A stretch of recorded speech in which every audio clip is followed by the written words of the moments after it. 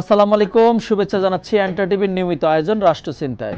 আজকে কথা বলার জন্য দুজন অতিথি আছেন। আমাদের বিষয় ধরা হয়েছে রাজনৈতিক অস্থিরতা, গণতন্ত্রের সংকট নাকি পরিবর্তনের সুযোগ। দর্শক, এই বিষয়ে কথা বলার জন্য আমাদের সাথে দুজন অতিথি আজকে স্টুডিওতে উপস্থিত আছেন। আমরা একটু পরিচিত হই। আমার ডানে আছেন হাসান আল মামুন, সাধারণ সম্পাদক, গণ অধিকার পরিষদ। আমার বাম পাশে আছেন নুরা জেরিন, সিনিয়র যুগ্ম সদস্য সচিব, জেডিপি। দুজন অতিথিকে ধন্যবাদ জানাই। আমাদের আজকের বিষয় রাজনৈতিক অস্থিরতা। কথা বলবো আগামী দিনে সংকট উত্তরণে আমাদের করণীয় কি বা সীমাবদ্ধতা কি, সে সকল বিষয় নিয়ে আমরা একটু প্রথমেই যাচ্ছি। বিনিয়োগ কমে যাচ্ছে প্রতিনিয়ত, নিশ্চয়ই আপনি জানেন। আমরা যাচ্ছি হাসান আল মামুন, আপনার কাছে যাচ্ছি। আমাদের প্রতিদিন বিনিয়োগ কমে যাচ্ছে একেবারে। বলতে গেলে গত 2 বছরে বাংলাদেশে অন্তর্বর্তীকালীন সরকার চেষ্টা করেছিল বিনিয়োগ আনার জন্য, অনেক ধরনের সভা সিম্পোজিয়ামও করেছিল, বাট বিনিয়োগ কিন্তু একটাও আসেনি। বিনিয়োগ আসার অন্যতম কারণ হচ্ছে, আপনি নিশ্চয়ই জানেন, রাজনৈতিক আপনার স্থিতিশীলতা। এই অনেকগুলো কারণ আসলে। আমরা সেখান থেকে দিন দিন বাধাগ্রস্ত হচ্ছে, বিদেশি আস্থা কমে আসতেছে, বাজারে অস্থিরতা তৈরি হচ্ছে। দীর্ঘমেয়াদী উন্নয়ন বাধাগ্রস্ত করতে পারে এই আপনার বিনিয়োগ। আপনি কি দেখছেন আগামী দিনে? নিশ্চয়ই আপনারা সরকার একটা পার্ট আছেন। এক ক্রান্তিকালে নিশ্চয়ই আমরা জানি সরকার এমন এক সময় দায়িত্ব নিয়েছে, যে সময় বাংলাদেশের ভঙ্গুর অর্থনীতি, ব্যাংকগুলো কলাপস, অর্থনৈতিক চাকা ধ্বংস, আপনার বিভিন্ন দলীয় লোকবল নিয়োগ, সব জায়গায় একটা অস্থিরতার মধ্যেই আর কি সরকার ক্ষমতা নিয়ে এসেছে। আসলে এই পরিস্থিতি থেকে উত্তরণের আপনি কি পথ দেখছেন বলে মনে করছেন? জি, ধন্যবাদ আপনাকে। সহ আলোচক যিনি আছেন ওনাকেও ধন্যবাদ, যারা দর্শক শ্রোতা শুনছেন। আমরা যদি একটু এই যে আপনি অর্থনৈতিক মন্দা বা বর্তমান যে অস্থির বাজার, সব কিছুর দিকে যদি আমি ফিরে যেতে চাই, বা বিনিয়োগ আসছে না, এই বিষয়গুলো তাহলে আপনার যেতে হবে আসলে বিগত ফ্যাসিস্ট আমলের যে শাসন ব্যবস্থা বা অর্থনৈতিক কাঠামো কি ছিল বাংলাদেশের। জি, এই যে আপনি মেট্রো রেল দেখেন, কিংবা আপনার এলিভেটেড এক্সপ্রেসওয়ে দেখেন, বা আরও যেগুলো অবকাঠামো আছে, এগুলোতে কিন্তু মহা লুটপাট হয়েছে। এবং এই যে লুটপাট হয়েছে, এটা কিন্তু এই দেশের মানুষের উপর, আমাদের প্রত্যেকের উপর কিন্তু ঋণের বোঝা চাপিয়ে দিয়ে কিন্তু শেখ হাসিনা পালিয়েছে। $655 এখন আমাদের ঋণের বোঝা দাঁড়িয়েছে। তো এটা গেল একটা বিষয়। তারপর হচ্ছে আমরা 5ই আগস্ট আসলো, আমরা সামনে দাঁড়িয়ে থেকে রক্ত দিয়ে দীর্ঘ আন্দোলন সংগ্রামের পর আমি আজকে এখানে বসে আছি। আমি নিজেই তো 24 বার হামলার শিকার হয়েছি। আমি দীর্ঘ টানা 11 মাস জেল কেটেছি। এই 18 থেকে 24 পর্যন্ত দীর্ঘ লড়াই আমাদের, নট অনলি আমি, বাট অলসো যারা আসলে ফ্যাসিবাদ বিরোধী আন্দোলন করেছে প্রত্যেকেরই অবদান রয়েছে। তো এই যে আমরা অন্তর্বর্তীকালীন একটা সরকার গঠিত করেছিলাম, কিন্তু এটা কিন্তু আপনার অন্যান্য যে যদি বলি 90 স্বৈরাচার বিরোধী আন্দোলন, আরো বিভিন্ন প্রেক্ষাপট তৈরি হয়েছে গভর্নমেন্ট এই পতনের, কিন্তু এবারের মতো 5ই আগস্ট পরবর্তী বাংলাদেশের যে আশা আকাঙ্ক্ষা এবং শেখ হাসিনার যে পলায়ন, এটা কিন্তু একটা যুগান্তকারী ঘটনা। নাহিদ ইসলাম যেমন বলেছেন যে মুক্তিযুদ্ধ যেমন বাংলাদেশের মূল পাটাতন, কিন্তু এই জুলাই 24 গণ অভ্যুত্থান কিন্তু আসলে একটা অন্যতম একটি ঘটনা। জনাব হাসান আল মামুন, আমরা দেখেছি 1971 সালের যদি সংকট বলি, সেই সংকট থেকে উত্তরণ হওয়ার পর দেশ স্বাধীন লাল সবুজের পতাকা পাওয়ার পর গণতন্ত্র হোঁচট খেয়েছে। একইভাবে 90-তে গণতন্ত্র উদ্ধার, আবার হোঁচট, আবার 24। তার মানে একটা সময়ের পর পরে আমাদের গণতন্ত্র উদ্ধারের জন্য আবার রাস্তায় নামতে হবে। আমরা কি আবারও এভাবে আর কতদিন চলবে? রাস্তায় নামার চেয়ে বড় বিষয় হচ্ছে যে আসলে রক্ত দিতে হয়, জীবন দিতে হয়। এর চেয়ে দুঃখজনক বিষয় আর কিছু হতে পারে না। তো আমি যে বিষয়টা ছিলাম, যে ডক্টর মোহাম্মদ ইউনূসের নেতৃত্বাধীন আমরা একটা সরকার গঠিত করলো, ছাত্র জনতার সরকার, কিন্তু আমরা কি দেখলাম যে এই সরকারটা আসলে মানুষের এত বড় একটা ম্যান্ডেট নিয়ে এই সরকারটা গঠিত হলো, সেই সরকারটা কিন্তু আসলে ভেতর থেকে ফাংশন করতে পারে নাই। এখন কি পারবে বলে মনে করছেন? পাশাপাশি যেটা ছোট্ট করে বলবেন, আমরা দেখেছি যখনই যে ক্ষমতা আসে তার মতো করে আবার ফ্যাসিস্ট হওয়ার চেষ্টা করে বা ক্ষমতা দীর্ঘায়িত করার চেষ্টা করে। আপনাদের এই সরকার, আপনার সরকারের অংশ হিসেবে আছেন, এই সরকারের কাছেও কি আমরা সেরকম ক্ষমতা দীর্ঘায়িত আপনি প্রত্যাশা করেন কিনা? আমরা বিশ্বাস করি আগামী দিনে যে আগামী 5 বছর পর বা যখনই নির্বাচন হয়, গণতান্ত্রিক ধারায় নির্বাচন হবে, এবং এই যে 25-এ যে নির্বাচন হয়েছে, আপনি খুবই অভিজ্ঞ মানুষ, আমাদের আন্দোলন সংগ্রামে সহযোদ্ধা ছিলেন। আমি মনে করি আমার যতগুলো নির্বাচন হয়েছে বাংলাদেশে আমি প্রত্যেকটা নির্বাচন স্টাডি করেছি। এবার 25-এর নির্বাচন একটা লাশ পড়ে নাই সারা বাংলাদেশে, একমাত্র নির্বাচন, একটা চমৎকার নির্বাচন একটা যেখানে চমৎকার নির্বাচন একটু হয়েছে। একটা এবং লাশও পড়তে হয়নি। সবচেয়ে আশ্চর্যের বিষয়, জামাতের নেতারা অনেকেই বলেন যে কারচুপি নির্বাচন হয়েছে, ইঞ্জিনিয়ারিং হয়েছে। আমি আসলে কি অবাক হয়েছে, হচ্ছি, আপনি কি মনে এই করছেন? নির্বাচনে কোনো ইঞ্জিনিয়ারিং হয় নাই। যদি ইঞ্জিনিয়ারিং হয়তো তাহলে মিয়া গোলাম পরোয়ার এই নির্বাচনে আজকে সংসদ সদস্য হন। একটা পার্টির জেনারেল সেক্রেটারিকে ফেল করাবে ইঞ্জিনিয়ারিং ইলেকশনে, এটা বাংলাদেশের মাটিতে কোনোভাবে পসিবল না। মিয়া গোলাম পরোয়ার কোনোভাবেই ডাক্তার শফিকুর রহমানের চেয়ে কোনো অংশে ফেসিবাদ বিরোধী আন্দোলনে এবং জামাতের নেতৃত্বে কোনো অংশেই কম না। তাহলে মিয়া গোলাম পরোয়ারের পরাজয় কি তারা মেকানিজমের নির্বাচন হলে মেনে নিত? ধন্যবাদ। আমরা আপনার কাছে আবার আসবো। যেন হাসান আল মামুন, আমরা একটু যেতে চাই নুরাজ জেরিন আপনার কাছে। যেটা প্রশ্নের যে আমাদের আজকের বিষয়, রাজনৈতিক অস্থিরতা, গণতন্ত্রের কি সংকট এটা, না আপনার পরিবর্তনের সুযোগ, এই বিষয়টিকে আপনি কিভাবে দেখেন? ধন্যবাদ। আসলে আজকের বিষয়টা অত্যন্ত চমৎকার, যে গণতন্ত্রের সংকট নাকি পরিবর্তনের সুযোগ। আসলে আমরা বাংলাদেশে 24 পরবর্তী সময় এমন একটা অস্থিরতার পরে এমন একটা সময় পার করছি যেখানে আমাদের গণতন্ত্রের সংকট, গণতন্ত্রকে উদ্ধার করা চলমান, এবং আমাদের কাছে নতুন অনেকগুলো পন্থা রয়েছে যেগুলো আমরা এখন অবলম্বন করলে কিন্তু আমাদের দেশকে আমরা যেভাবে গণতান্ত্রিক একটি ধারায় দেখতে চাই সেই গণতান্ত্রিক ধারায় এগিয়ে নেওয়া সম্ভব। কিন্তু বর্তমানে আমরা যেসব দেখছি, গত 3 মাসে বাংলাদেশ জুড়ে 854টি খুন হয়েছে, যেগুলো শুধুমাত্র আলোচিত। ঢাকা শহরেই যার মধ্যে 61টি হত্যাকাণ্ড ঘটেছে। এগুলো কিন্তু শুধুমাত্র ঘটনায় গণমাধ্যমে এসেছে, আলোচিত। তো এই যে এই অস্থিরতাগুলো, যেগুলো একেবারেই আমাদের কাছে কাম্য নয়, তো এই সব অস্থিরতা যখন একটি রাষ্ট্রের মধ্যে বিরাজমান, তখন কিন্তু আমরা বলতে পারি না যে আমাদের রাষ্ট্র আসলে সঠিকভাবেই চলছে। আমরা যদিও এখনও নতুন সরকারের প্রতি আশাবাদী, তবুও বলছি যে বর্তমানে সরকার যেভাবে চলছে এটা সম্পূর্ণ গণতান্ত্রিক ধারা নয়। গণতান্ত্রিক ধারা না বলার আরও কিছু কারণ রয়েছে। বিগত সরকারের যে সেলিনা হায়াৎ আইভি, তার কিন্তু দেখবেন যে 2টি মামলায় তার কিন্তু জামিন হয়েছে, গতকাল কিংবা তার আগে তার 2টি মামলায় জামিন হয়েছে।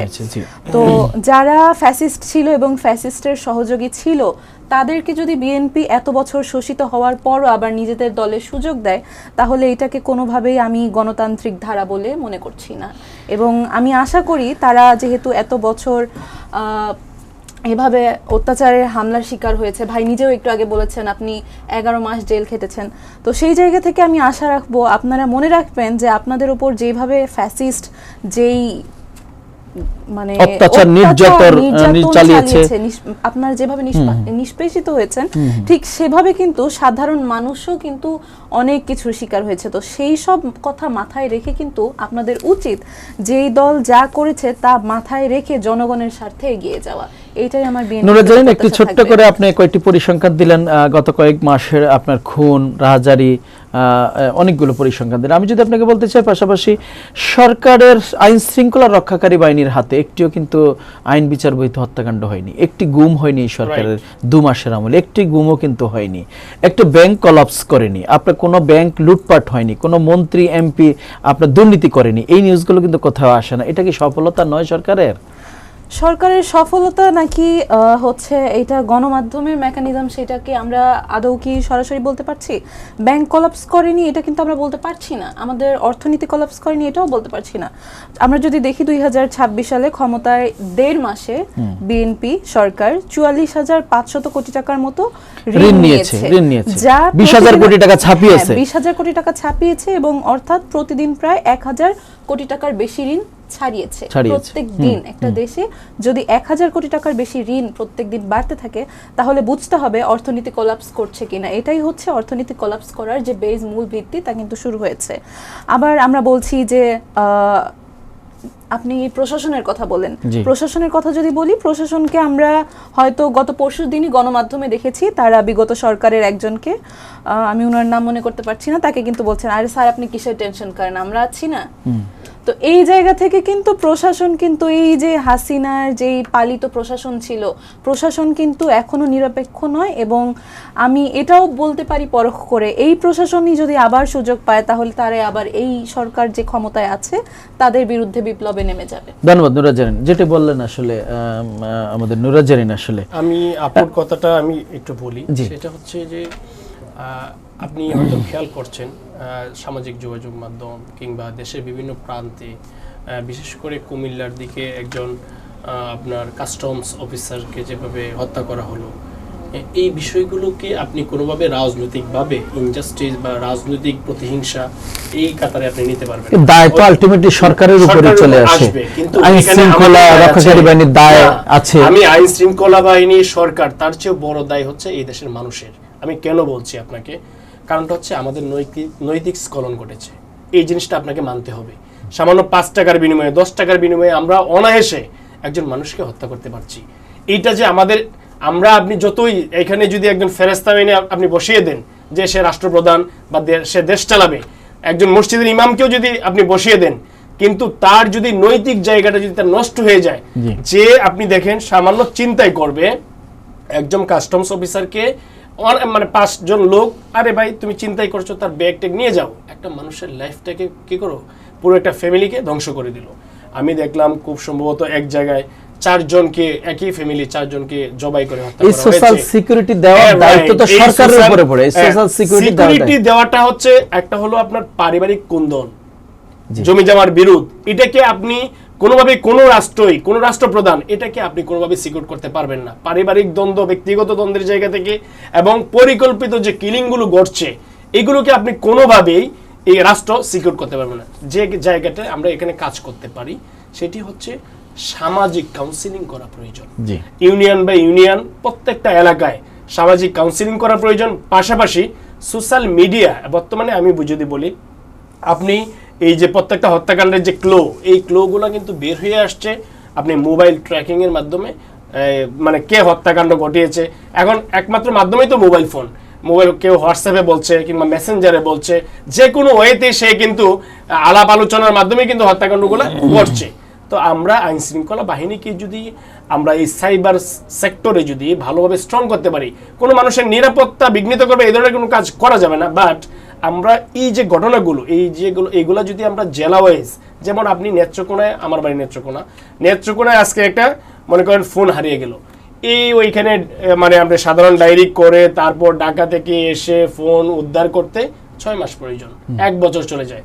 আমার প্রয়োজন হচ্ছে প্রত্যেকটা জেলায় সাইবার এক্সপার্ট টিম পুলিশের মাধ্যমে স্থাপন করা এবং প্রত্যেকটা জেলার মানুষকে এটার ভিতরে নিয়ে আসা। নাম্বার 2, আমরা বলি যে অপরাধ হচ্ছে, গতকালকে পরশুদিন খুব সম্ভবত পুলিশের একজন সাবেক কনস্টেবল, তার নাম শাহিন পুলিশ, সে হলো ডাকাত দলের সর্দার।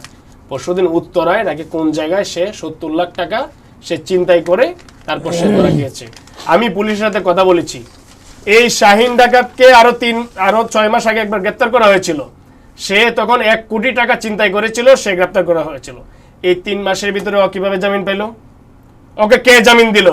ওই বিচারপতিকে ধরতে হবে। একটা কুখ্যাত ডাকাত, যে মানুষ আরো তার বিরুদ্ধে আরো 20 থেকে 30টি হত্যাকাণ্ড সহ ডাকাতির মামলা আছে, আপনি তাকে জামিন দিলেন কেন? আপনি তো এই অপরাধের মূল হোতা। একটা বিচারহীনতা আর একটা আপনি তার মানে এই যে আপনি শাহিন ডাকাতকে আপনি জামিন দিলেন, দিয়ে কি করলেন? আরেকটা ডাকাতির ঘটনা ঘটালেন এবং মানুষকে কি করতেছে, সে মানে এখানে হত্যাকাণ্ডের ঘটনা ঘটছে। আমি বলবো যে রাষ্ট্র যদি আপনি ঠিক করতে চান, যারা চিহ্নিত অপরাধী, যারা কোনোভাবে কাউন্সিলিং এর মাধ্যমেও যাদের সংশোধন প্রক্রিয়া সমাপ্ত হয়ে গেছে, আল্লাহ কোলপ মেরে দিয়েছেন, পর্দা এঁটে দিয়েছেন, তাদেরকে শক্ত বিচারের আওতায় আনতে হবে। 5 বছর 10 বছর পর্যন্ত এদের কোনো রকম জামিন হইতে দেওয়া যাবে না। বড় বড় চিন্তাইকারী যারা, বড় বড় মাদক ব্যবসায়ী, এদেরকে টোটালি জেলের ভিতরে ঢুকিয়ে দিতে হবে। তারা যদি দলের কোনো দল তো প্রশ্নই আসে না। আমার ভাই যদি হয়, আমার বাপ যদি হয়, নো কনসিডারেশন। এটা রাষ্ট্র মানে হচ্ছে প্রত্যেকটা নাগরিকের এটার অংশ। সুতরাং আপনি এখানে কোন কনসিডারেশনের জায়গা নরজন, আপনি কি বলবেন? আপনার কাছে ছোট্ট একটু প্রশ্ন। আমি ভাইয়ের কথায় আসি। ভাই যেহেতু বললেন, অনেক সুন্দর করে বললেন যে আমাদের মানুষকে কাউন্সেলিং করতে হবে, আমাদের প্রশাসনকে ফোনের জন্য 6 মাস ঘুরতে হয়। আসলে একটা ফোনের জন্য 6 মাস কেন ঘুরতে হয়? আমাদের দেশে কি এখনো এই এত বছর পরেও এমন সক্ষমতা তৈরি হয়নি যে আমরা আমাদের ডিজিটাল ডিভাইস শনাক্ত করে কোনটা কোথায় আছে সেখান থেকে বের করতে পারি? আপু, এটা এখনো ম্যানুয়ালি চলছে। আমরা যখন না এটা ম্যানুয়ালি যতই চলে, আমি জেনেই বলছি আপনাকে, আমি সাইবার এক্সপার্টের সাথে কথা বলেই বলছি, আমাদের ইকুইপমেন্ট নেই।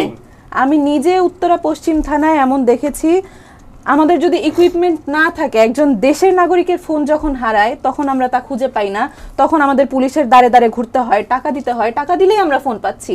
কিন্তু একজন বিদেশি নাগরিকের যখন ফোন হারিয়ে যাচ্ছে তখন আমরা দেখছি অত্যন্ত চমকপ্রদভাবে 3 ঘন্টা 4 ঘন্টার মধ্যে সেই ফোনটি উদ্ধার হয়ে যাচ্ছে। আমাদের তাহলে নৈতিক সেইখানে অবক্ষয়ের আমাদের- কথাই হাসান আল মামুন বলেছেন, কিন্তু অনৈতিক অবক্ষয় আমাদের প্রত্যেকটা সেক্টরেই তৈরি হয়েছে। সেক্টরে যে তৈরি হয়েছে, আমি বলতে চাই এখানে পুলিশকে কাউন্সেলিং করার জন্য সরকার কি করছে, প্রশাসন বিভাগ কি করছে, প্রশাসন বিভাগ কি আদৌ যেভাবে প্রশাসনকে ট্রেনিং করার কথা তা কি করছে? যেইটা কাজ একান্তই যেই দায়ভার সরকারের, সেটা সরকার কোনোভাবেই এড়াতে পারে না। প্রশাসন, রাষ্ট্রের প্রশাসন, আইন, এগুলো সবকিছুই রাষ্ট্রের আন্ডারেই চলছে। আপনি কি মনে করছেন যে রাষ্ট্র ব্যবস্থা সার্বিক অর্থে অবহেলা করছে? আমি যদি আপনাকে ছোট্ট একটা উদাহরণ দিই তাহলে বুঝবেন। আমার নামটা আমি বলবো না, আপনার পটুয়াখালীর একজন সংসদ সদস্যের এলাকা থেকে একজন ওসি অন্য জায়গায় ট্রান্সফার হয়ে যাচ্ছেন। তখন তার সাথে কথা বললাম, কি কারণে ট্রান্সফার হচ্ছেন?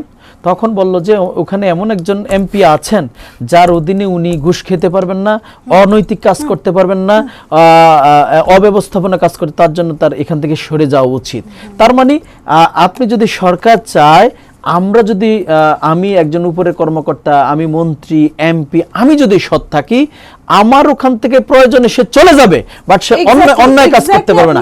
আমাদের অবহেলাটা এখানে কি? অবহেলাটা কিন্তু আমাদের জনগণের অবহেলার জায়গাটা তৈরি হয়েছে নৈতিক অবক্ষয় থেকে, এবং নৈতিক অবক্ষয়ের যে জায়গা সেটা হচ্ছে মানুষের যে শিক্ষা ব্যবস্থা। আমাদের সরকার, আমি এর আগে আপনাকে এসে বলেছি যে আমাদের শিক্ষা ব্যবস্থাকে অলরেডি পুরোটা ধ্বংসপ্রাপ্ত। সেই জায়গা থেকে আমাদের নৈতিক অবক্ষয় যতটা কোলাপস করেছে, তার থেকে বড় কথা হচ্ছে আমাদের দেশে যে আইনের অনুশাসন এবং বাস্তবায়ন, হ্যাঁ, একটা অপরাধী ধর্ষণ করেছে, ধর্ষণ করার পর শাস্তি যদি তার মৃত্যুদণ্ড হয়, সেই মৃত্যুদণ্ডটা 10 বছর 20 বছর পর্যন্ত কেন ঝুলে থাকে? কে ঝুলিয়ে রাখে? দীর্ঘ সূত্রগুলো কে করে? আসলে কে করে? এই দায়টুকু কার? একজন পুলিশ অফিসার যে কিনা টঙ্গীতে এই যে মানে অপরাধের স্বর্গরাজ্য টঙ্গী, মাদক ব্যবসার অপরাধ টঙ্গী, এবং আমি তার নাম আজকে এখানে উল্লেখ করছি, তার নাম হচ্ছে যে খোরশেদ। সে বগুড়াতেও 24-এ যখন ছিল, সে তার দ্বিচারিতা ব্যবহার করে অনেক ছাত্র জনতাকে 24-এর আন্দোলনের সময় সে আহত করেছে, মানে ধরপাকড় করেছে, বিভিন্নভাবে অত্যাচার করেছে, এবং তাকে পরবর্তীতে গাজীপুরে স্থানান্তর করা হয়েছে, এবং শীঘ্রই কিছুদিন আগে তাকে এক্সপোজ করা হয়েছে।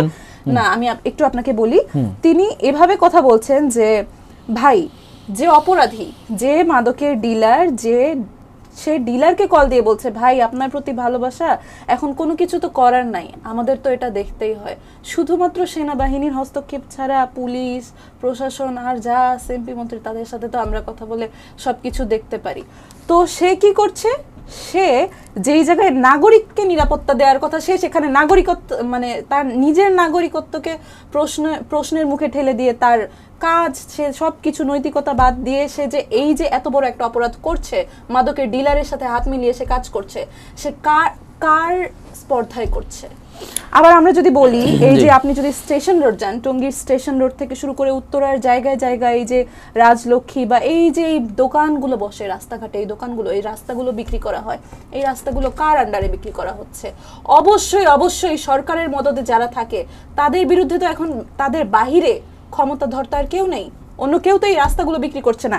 আবার আমরা যদি দেখি স্টার নিউজে, আমরা এই মানে বিগত কয়েকদিন আগে স্টার নিউজে প্রায় 1 সপ্তাহখানেক আগে আমরা দেখেছি যে আমাদের যে কারওয়ান বাজার রয়েছে, বাংলাদেশের সবচেয়ে বড় চাঁদাবাজি যেখানে হয়, প্রতিদিন 1 কোটি টাকার বেশি চাঁদাবাজি হচ্ছে। আমরা সেখানে সরাসরি কার নাম পেলাম? স্বেচ্ছাসেবক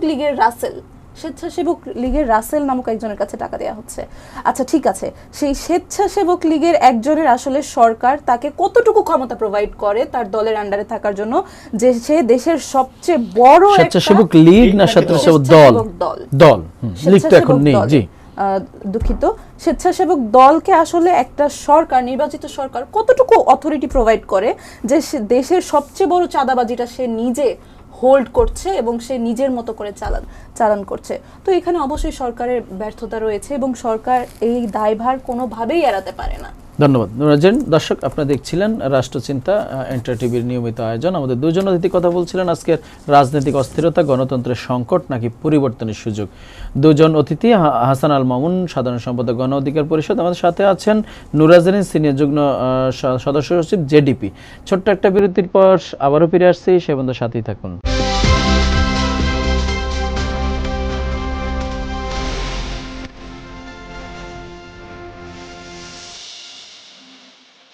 দর্শক, ছোট্ট বিরতির পর আমরা আবারও ফিরে আসলাম। আমাদের আজকের কথা বলছিলাম রাজনৈতিক অস্থিরতা, গণতন্ত্রের সংকট নাকি পরিবর্তনের সুযোগ। আমরা একটু জানতে যেতে চাই জনাব নুরাজেন আপনার কাছে, সিনিয়র যুগ্ম সদস্য সচিব, জেডিপি। আমরা দেখছি বিরোধী দল শুধু বিরোধিতার খাতির বিরোধিতা করে, যেটি হাসান আল মামুনও বললেন। আমরা গঠনমূলক আলোচনা দেখতে চাই। আমরা আবার আওয়ামী লীগের সময়ের যে গৃহপালিত বিরোধী দল, সেটাও আমরা দেখতে চাই না। রাষ্ট্র যেমন সরকারি দলের রাষ্ট্র, তেমন বিরোধী দলেরও। আমরা সরকারি দলের ভুলগুলোর জন্য যদি সেই রকম গঠনমূলক সমালোচনা কিন্তু আমরা দেখতে পাই না। আপনারা বলছিলেন বা বিরোধী দল বলছিল যে শ্যাডো ক্যাবিনেট করবে, সরকারের ভুলগুলোকে ধরে বিকল্প প্রস্তাবনা তৈরি করবে।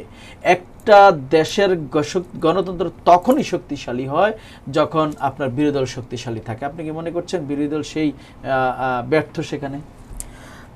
যে প্রশ্নটি করেছেন, আসলে এটি আলোচনা হওয়া, এখন ব্যাপকভাবে আলোচনা হওয়া দরকার দেশের স্বার্থে। কারণ বাংলাদেশে আমরা এত বছর পর গণতান্ত্রিক প্রক্রিয়ার মাধ্যমে, নির্বাচনের মাধ্যমে আমরা নির্বাচিত সরকার পেয়েছি, কিন্তু যে নির্বাচিত বিরোধী দল আমরা পেয়েছি তা আসলে এক প্রকার বলতে গেলে গৃহপালিত বিরোধী দল বললেই চলে। কারণ আমরা দেখছি না আমাদের সংসদে আমাদের বাংলাদেশের ইনফ্রাস্ট্রাকচার নিয়ে কথা হচ্ছে, আমরা দেখছি না আমাদের বাংলাদেশে আমাদের এডুকেশনাল সেক্টর নিয়ে কথা হচ্ছে, আমরা কোনো চেঞ্জেস নিয়ে কথা দেখতে পাচ্ছি না।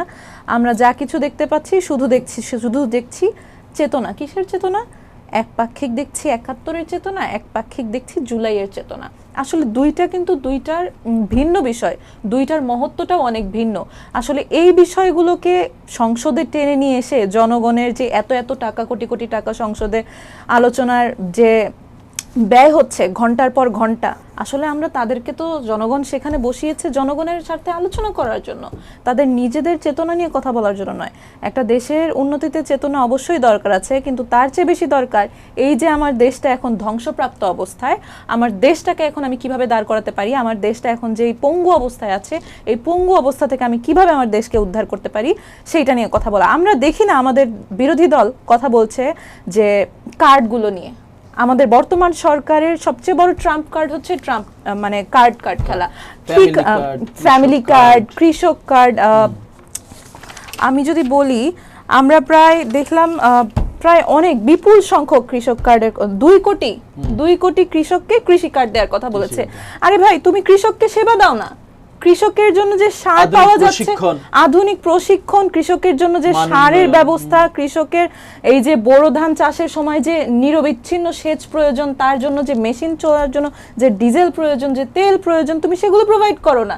তুমি একজন কৃষককে ন্যায্য মূল্য প্রোভাইড করো, তাহলে তো কৃষকের কৃষক কার্ড প্রয়োজন নেই। এই কথা আমি বলছি না, এই কথা বলছে স্বয়ং কৃষকরা। আপনি 2টা কৃষকের কাছে যান মাঠ পর্যায়ে, এসির বাহিরে আসেন, সংসদে এই তেলমারা বক্তব্য, কবিতা, এগুলো থেকে সরকার দল এবং বিরোধী দল বাহিরে এসে যদি একটু জনগণের দুঃখ দেখে, তাহলে এই কথা বলবে না। আবার আমরা যদি একটু দেখি, আমাদের স্থানীয় সরকার প্রতিমন্ত্রী গতকাল কিংবা আজ উনি একটি বক্তব্য দিয়েছে যে চট্টগ্রাম শহর পানির ওপরে ভাসছে না। কি লজ্জা, যেখানে আমরা দেখছি মানুষের কি দুর্ভোগ, কি জনদুর্ভোগ, প্রায় গলা অবধি পানি এসেছে। একজন সাংবাদিক কথা বলতে গিয়ে কথা বলতে পারছে না, এইভাবে সে মাইক উঁচিয়ে কথা বলতে হচ্ছে।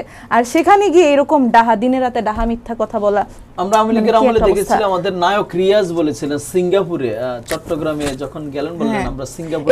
এরকম বক্তব্য যখন আমরা বিগত সরকারে যেরকম আমরা দেখেছি, এরকম বক্তব্য দেখেছি যে গণমাধ্যম তো ছিলই একচেটিয়া, এবং যেই মিডিয়া পাড়ায় যারা কাজ করত, যারা অভিনয়ে ছিল, এখন কিন্তু আমরা সেই অভিনয়গুলো রাজনৈতিক দলের যে নেতা নেত্রী আছে তাদের মধ্যেও সেসব অভিনয় আমরা দেখতে পাচ্ছি। আপনি কি মনে করছেন জেরিন, আপনি কি মনে করছেন যে কৃষক কার্ড প্রকৃত অর্থে কৃষকের কাজে আসছে বা আসবে? কৃষক কার্ড যে কাজে আসবে, সেটা কিসের কাজে আসবে? কৃষক কার্ডকে কি ফায়দা দেওয়া হচ্ছে সেটা কি আসলে বলা হয়েছে? আর কৃষক কার্ডে ধরেন আমি এককালীন কিংবা বাৎসরিক যদি আপনি 2500 টাকা কিংবা যেই আমি ধরি আপনি একটা কৃষককে 10,000 টাকা দিচ্ছেন বছরে, আনুমানিক আমি জাস্ট ধরতে বললাম, তার বাইরে অনেকগুলো সেবাও আছে, সেবা আছে, সেবাগুলো ন্যায্য মূল্যে সারের সেবা কার্ডের আওতায় কেন আনতে হবে? এগুলো এক ধরনের বৈষম্য।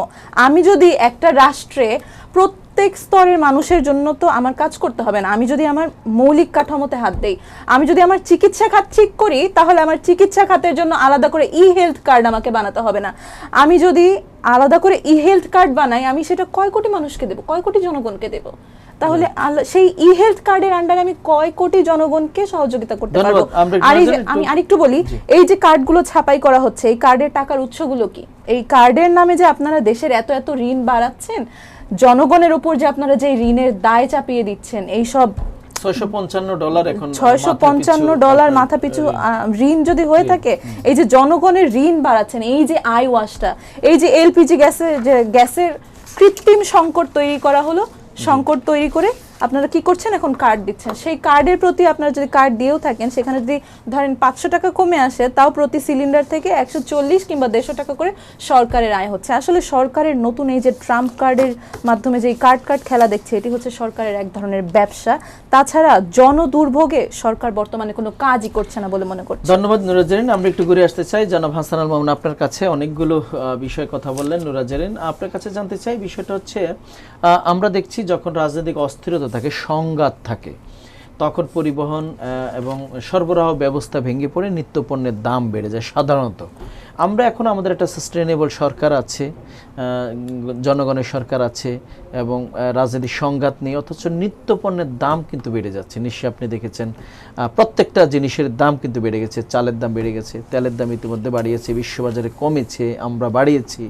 আপনার মাংসের দাম, মুরগির দাম, এই অস্থিরতার পিছনে আসলে কাকে আপনি দায়ী করছেন বলে মনে দেখুন, আমরা আসলে অনেক কিছু আসলে স্বাভাবিক চোখে যেটা দেখি, এটা আসলে বিষয়টা এরকম না। বিশ্ববাজারে অনেক দেশ আগে বাড়িয়েছে, পরে আবার তারা কমিয়েছে, কিন্তু আমরা তো শুরু থেকে বাড়াই নাই।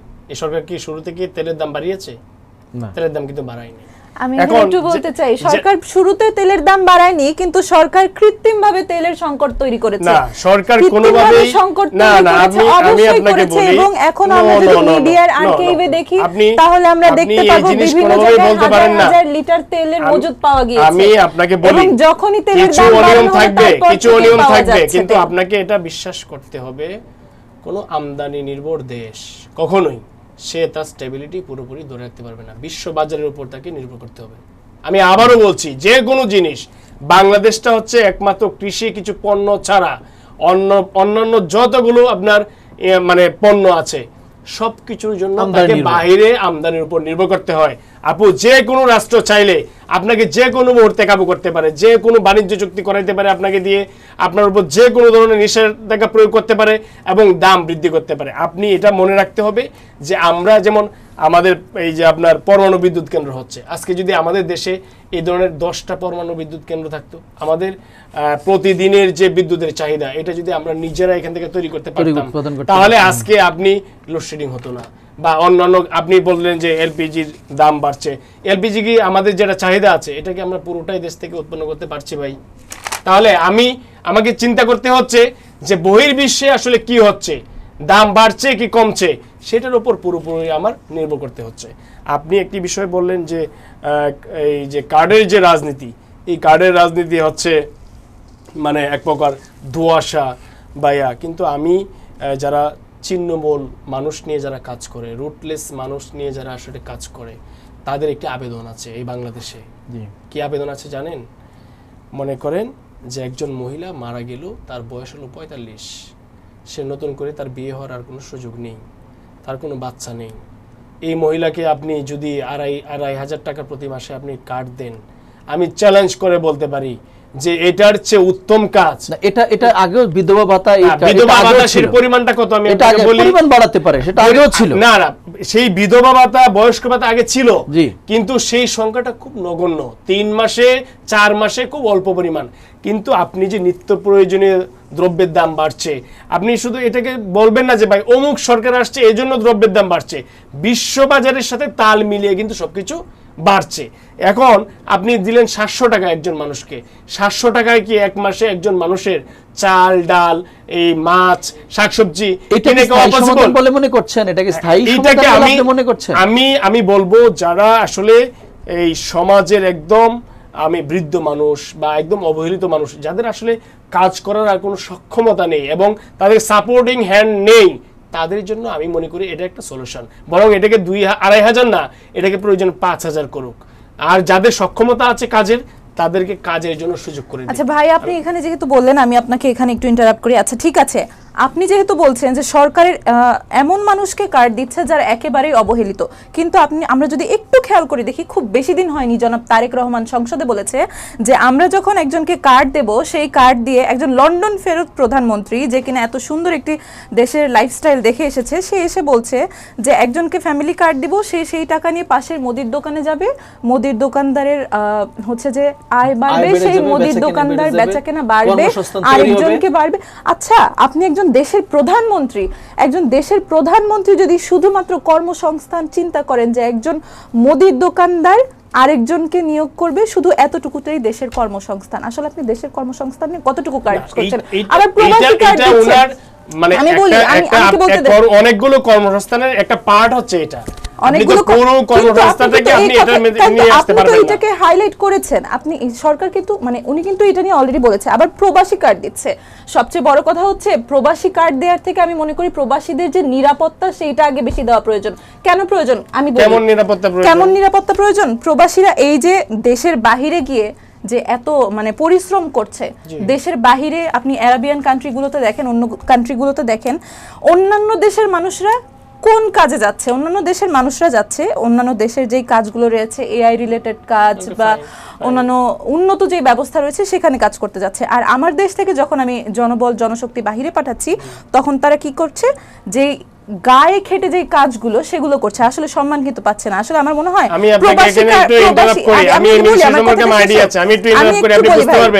একটু বলি ভাই, যে বিষয়টা বললেন, আমি কেন শ্রমিক হচ্ছি, কারণ আমার ট্রেন আপ নাই, আমি ট্রেনিং করছি না। সেটা দায়িত্বটা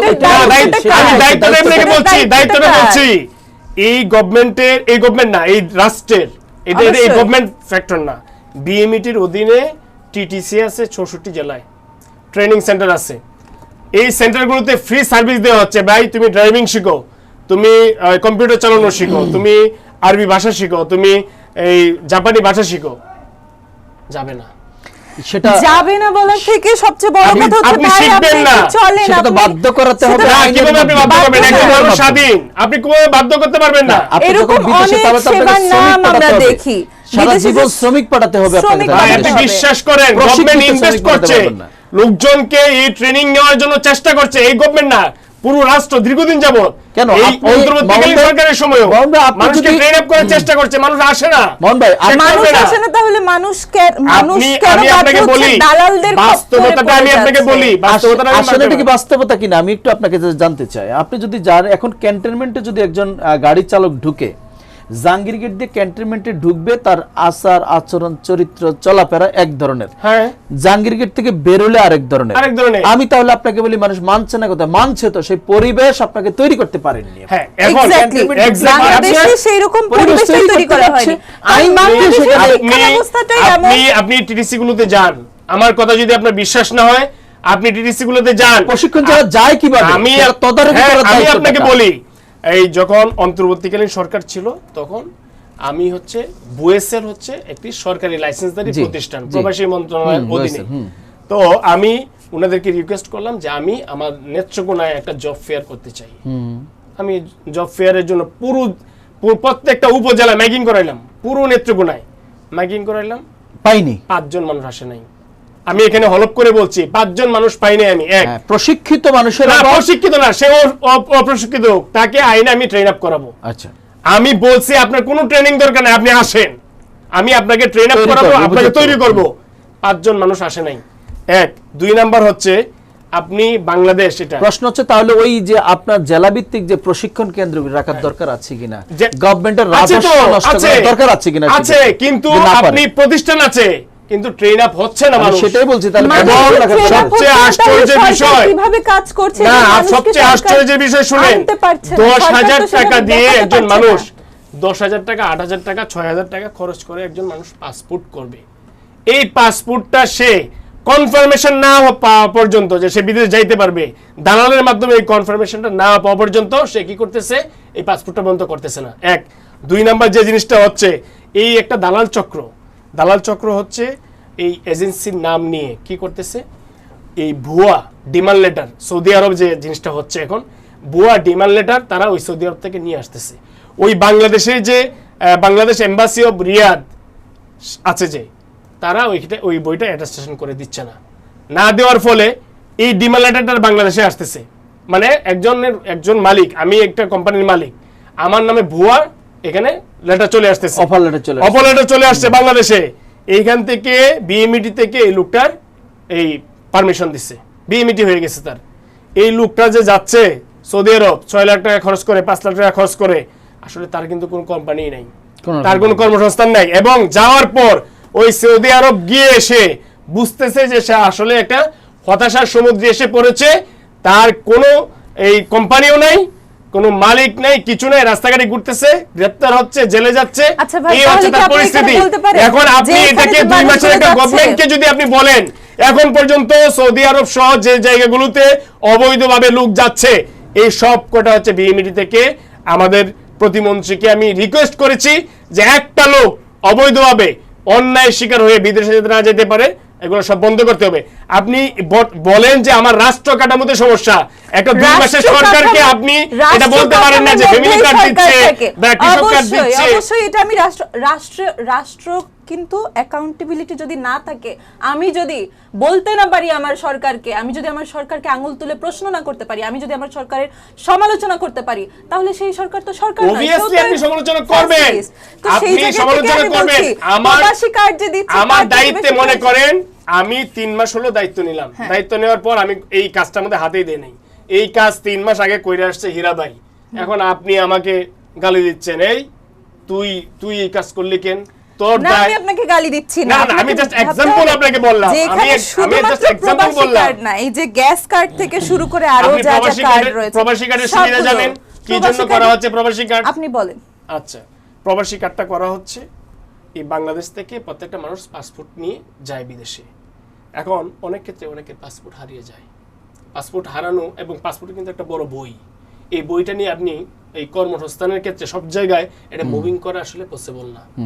তারা কি করতেছে, একটা প্লাস্টিক সিস্টেমের একটা কার্ড করে দিবে, পাসপোর্টের যত ডাটা আছে বা একদম কোন কোম্পানিতে আপনি চাকরি করতেছেন, আপনার ব্লাড গ্রুপ থেকে শুরু করে আপনি কার মাধ্যমে গেছেন এবং আপনার বাড়ি কই, গ্রামের বাড়ি কই, A to Z একটা পৃষ্ঠায় থাকবে। সেকেন্ড পেজে থাকবে যে জিনিসটা, সেটা হচ্ছে আপনি অবৈধভাবে আপনি ওই যে হুন্ডির মাধ্যমে লেনদেন করছেন, হুন্ডির মাধ্যমে কিন্তু হিউজ পরিমাণ লেনদেন হচ্ছে। অন্য পৃষ্ঠায় থাকবে আপনি একটা ভিসা কার্ড সিস্টেম থাকবে, একই কার্ডে 2টা পৃষ্ঠা থাকবে। এক পৃষ্ঠায় থাকবে আপনার পাসপোর্টের যাবতীয় তথ্য, সেকেন্ড পৃষ্ঠায় থাকবে আপনার ভিসা কার্ড। আপনি এই কার্ড ইউজ করে আপনি ওইখান থেকে পাঞ্চ করবেন, সরাসরি বাংলাদেশে টাকা পাঠাতে পারছেন। পাশাপাশি আপনার পাসপোর্টের যত ডাটা আছে আপনি মানি ব্যাগের পকেটে রেখে এই কার্ড নিয়ে আপনি মুভ করবেন যে কোনো জায়গায়। মনে করেন আপনার পাসপোর্ট বাসায় পড়ে আছে, আপনি হঠাৎ করে চেকিংয়ে পড়লেন, এই তোমার বাড়ি কোথায়, তুমি কি জন্য আসছো, কোথায় কাজ করো, পাঞ্চ করবে কার্ড, সাথে সাথে ডিটেলস বের হয়ে যাবে। যে কোনো পুলিশ, তদন্তকারী কর্মকর্তা, বাহিরের যে কোনো immigration office, say A to Z চার পাচ্ছে। তাহলে এটা কি আপনি বলতেছেন যে আমি শুধু জানলাম যে প্রবাসী কার্ড দিচ্ছে, আরে প্রবাসী কার্ড কি জন্য দিচ্ছে? আপনি বলেছেন, প্রবাসী কার্ড আপনি দিচ্ছে বলেছেন হচ্ছে প্রবাসী কার্ড দিচ্ছে, একজন সেই প্রবাসী কারণগুলো সিকিউরিটির বলেছেন। জন্য। সে প্রবাসী ব্যাংকিং কার্ডে, সিকিউরিটিটা কোথায় হয়? সে আপনি ব্যাংকে দেখেন, যখন ভিসা কার্ডের মাধ্যমে একজন যখন ব্যাংকের প্রবাসীকে মাধ্যমে টাকা যখন- আসবে, তার মানে আমার ব্যাংক এখানে রেমিটেন্সটা পাচ্ছে, আমি রেমিটেন্সটা আমার সরাসরি দেশের আসছে। নাগরিককে, আমি আমার দেশের নাগরিককে যথাযথ কাজে শিক্ষিত এবং জনসম্পদ, মানে শিক্ষিত জনসম্পদ হিসেবে যদি রূপান্তর না করতে পারি, আমি আমার দেশের মানুষকে পাঠাচ্ছি কি করতে, বাড়ির কাজের বুয়া হতে। আমি আমার দেশের মানুষকে পাঠাচ্ছি স্যানিটারি যে শ্রমিক আছে তাদেরকে কাজ করতে। আবার সেই প্রবাসী যখন বাংলাদেশে ফিরছে তখন কি হচ্ছে, তার যে লাগেজ সেটার পর্যন্ত নিরাপত্তা নেই। আমাদের দেখা যাচ্ছে যে এয়ারপোর্ট থেকে চুরি হয়ে যায়। সেই 2 মাসের সরকারকে আমি বলছি না না যে তুমি বিগত সময়ের দায় নাও। সেই 2 মাসের সরকারকে আমি বলছি, তুমি যে এত এত কার্ড করছো, কিন্তু কার্ডের পেছনে যে তুমি এত এত টাকা ঋণ করছো, প্রত্যেক দিন প্রায় 1,000 কোটি টাকার বেশি যে ঋণ হচ্ছে, সেগুলো দিয়ে আইওয়াশ করা বন্ধ করতে হবে এবং মূলত যে জনগণের যে উন্নয়নমুখী কাজ সেটা করতে হবে। কিভাবে করতে হবে দেখেন, আমাদের শিক্ষামন্ত্রী শিক্ষা ব্যবস্থায় যখন এসেছে তখন আমরা অনেক আশা নিয়েছিলাম যে তিনি কিন্তু আমরা কিন্তু অলরেডি আশা ক্ষুণ্ণ, মানে আমরা আশাহত হয়েছি। আমাদের দেশে আমি বলি এবার এসএসসি পরীক্ষায় প্রশ্ন পাস হয়েছে কিনা আপনি কি মনে করেন? আমি এটা যেহেতু আমি নিজে কোনো প্রমাণ পাইনি, নিউজ মিডিয়া এরকম অনেক কিছু দেখা যায় এবং বিশ্বস্ত সূত্রে কোনো কিছু না পাওয়ার কারণে আমি এটা কি বর্তমান সরকারের পরিবর্তন মনে করেন না? আমাকে কথা বলতে দেন। বর্তমান সরকার আমরা কি দেখছি, প্রথমে এসে বলল যে এতটুকু পরিবর্তন, কিন্তু আপনি দেখেছেন যে তার কাছে আমরা কি শুনছি, একজন শিক্ষামন্ত্রীর কাছ থেকে আমরা শুনতে চাই যে আমাদের শিক্ষা ব্যবস্থা হবে এমন যে শিক্ষা ব্যবস্থায় আমার দেশের শিক্ষার্থী জানবে যে আমি আমার নিজের এনআইডি কিভাবে বানাবো, যে এই ব্যবস্থায় সে জানবে যে সিভি, সে একটা মানুষ 10 বছর পড়ালেখা করার পরেও খাতায় সিভি লেখে কিন্তু সে জানে না কিভাবে সিভি বানাতে হয়। একটা মানুষ জানে না আমি যখন একটা জায়গায় যাব আমার এনআইডি কার্ডের জন্য আমার কি কি কাগজপত্র লাগবে। একটা শিক্ষার্থী জানে না 10 বছর পর, মানে 10 বছর কিংবা আরো বেশি পড়ালেখা শেষ করার পরে তার কোনো গোল থাকে না। কেন থাকে না? কারণ বইয়ের ভারে তার মাথা এতটা বেশি ওভারলোডেড। সেই জায়গার যে আমরা আমূল পরিবর্তন দেখতে চেয়েছিলাম আমাদের শিক্ষা ব্যবস্থায়, আমরা এই শিক্ষা ব্যবস্থার আমূল পরিবর্তনে কি করণীয় সে বিষয়ে আমরা আরেকটা আলোচনা অবশ্যই রাখবো ইনশাআল্লাহ। দর্শক আপনারা দেখছিলেন, আমি 10 সেকেন্ডের চেষ্টা হলো যে আমরা বিশ্ববিদ্যালয় হচ্ছে সর্বোচ্চ শিক্ষার জায়গা।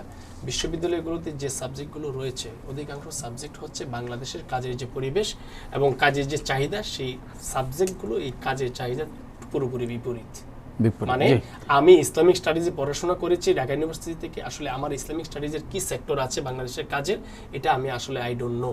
সুতরাং আমাকে যে জিনিসটা চিন্তা করতে হবে, যে জিনিসটা আমাকে বাড়াইতে হবে, সেটা হচ্ছে আপনি যেমন নকল বন্ধ হয়েছে, বিগত সময়ের প্রশ্নবাস বন্ধ হয়েছে, প্রশ্নবাস হয় নাই, সময়ের সাথে যুগের সাথে তাল মিলিয়ে আমাদের বিষয়ভিত্তিক আমার নির্ধারণ করতে হবে, এটা আমাদের প্রত্যাশা। এই বিশ্ববিদ্যালয়গুলোতে যেগুলা অকেজু সাবজেক্ট রয়েছে এগুলো বন্ধ করে দিয়ে যেগুলো যুগের চাহিদা অনুযায়ী প্রয়োজন, যে সাবজেক্টের উপর আমার পড়াশোনা প্রয়োজন, যে কারিগরি শিক্ষা আমার প্রয়োজন, সেই ধরনের প্রতিষ্ঠান এবং সাবজেক্ট আমাকে ইনক্লুড করে আগামী দিনে শিক্ষা ব্যবস্থার আমূল পরিবর্তন। ধন্যবাদ। দর্শক আপনারা দেখছিলেন, আমরা সরকার থেকে আশা করছি যে গণতন্ত্রের বিরোধী দল শত্রু নয় বরং ভারসাম্যের শক্তি, আমরা সেটাই দেখতে চাই। দর্শক কথা বলছিলাম রাজনৈতিক অস্থিরতা, গণতন্ত্রের সংকট নাকি পরিবর্তনের সুযোগ, এই বিষয়ে দুজন অতিথি আমাদের সাথে ছিলেন আজকে। হাসান আল মামুন, সাধারণ সম্পাদক গণ অধিকার পরিষদ, আমাদের সাথে ছিলেন নুরা জেরিন, সিনিয়র যুগ্ম সদস্য সচিব জেডিপি। দুজন অতিথিকে ধন্যবাদ জানাই। দর্শক আগামী দিনে নতুন কোনো বিষয় নিয়ে কথা হবে, সে মধ্যে ভালো থাকবেন। এতক্ষণ আমি আপনাদের সাথে ছিলাম নুরুজ্জামান হীরা। আবারও দেখা হবে নতুন কোনো বিষয় নিয়ে। আসসালামু আলাইকুম।